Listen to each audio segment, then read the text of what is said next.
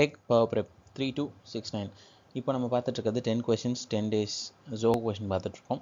So இது ஒரு செம்ம ஃபேமஸான question. In how many different ways can a letter of a word leading can be arranged in such that way vowels always come together அப்படின்னு ஒரு question. நார்மலாக நமக்கு வந்துட்டு இந்த வேர்டை வந்துட்டு ஷஃபிள் பண்ண சொன்னாங்கன்னா ரொம்ப ஈஸி.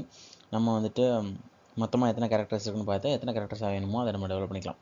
பட் இங்கே என்ன கொஸ்டின் கொடுத்துருக்காங்க அப்படின்னா வவ்வல்ஸ் எல்லாம் சேர்ந்து தான் வரணும் அப்படின்னு சொல்லிட்டாங்க. ஸோ என்ன ஆன்சராக இருக்கும் அப்படின்னு பார்க்கலாமா? உங்களுக்கு தெரியுமா? கமெண்ட் பண்ணுங்கள். ஆன்சர் தெரியலையா ஒரு ஃபாலோ போட்டுவிட்டு வெயிட் பண்ணுங்கள். Yes, the answer is 720. எப்படி சார் வருது 720 அப்படின்னா வாங்க பார்க்கலாம்.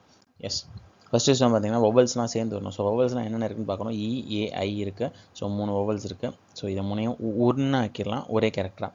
சரி, ஸோ வவல்ஸை ஒரு கேரக்டர் ஆக்கியாச்சு. நெக்ஸ்ட்டு கான்சனன்ஸ் என்ன இருக்குன்னா இங்கே LNDG இருக்குது.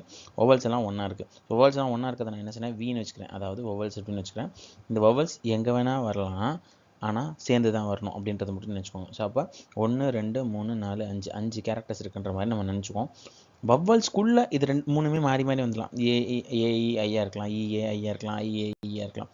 ஸோ இவங்களுக்குள்ளேயும் ஷஃபிள் பண்ணிக்கலாம், இந்த இடத்துலையும் ஷஃபிள் பண்ணிக்கலாம். ஆனால் இது மொத்தமும் ஒவ்வொரு இடத்துலையும் மாறி மாறி வரும் அப்படின்ற மாதிரி காம்பினேஷன்.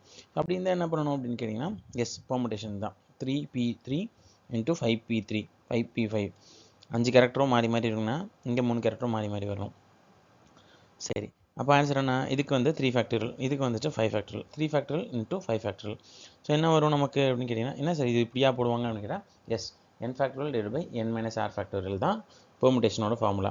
ஸோ அப்போ நம்ம என்ன பண்ண n - rன்றப்போ இங்கே ரெண்டையும் 3 இருக்கனால 1, ஸோ கீழே டிவைட் பை 1 இருக்கனால நான் ஸ்ட்ரெயிட்டாக 3 ஃபேக்டரியல் × 5 ஃபேக்டரியல்னு போட்டேன்.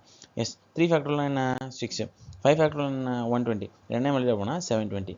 ஐ ஹோப் உங்களுக்கு இந்த கொஸ்டின் புரிஞ்சிருக்கும்னு நினைக்கிறேன். புரியலன்னா இன்னொரு வாட்டி இந்த வீடியோ பாருங்கள், சேவ் பண்ணி வச்சுக்கோங்க, இன்டர்வியூக்கு கண்டிப்பாக தேவைப்படும்.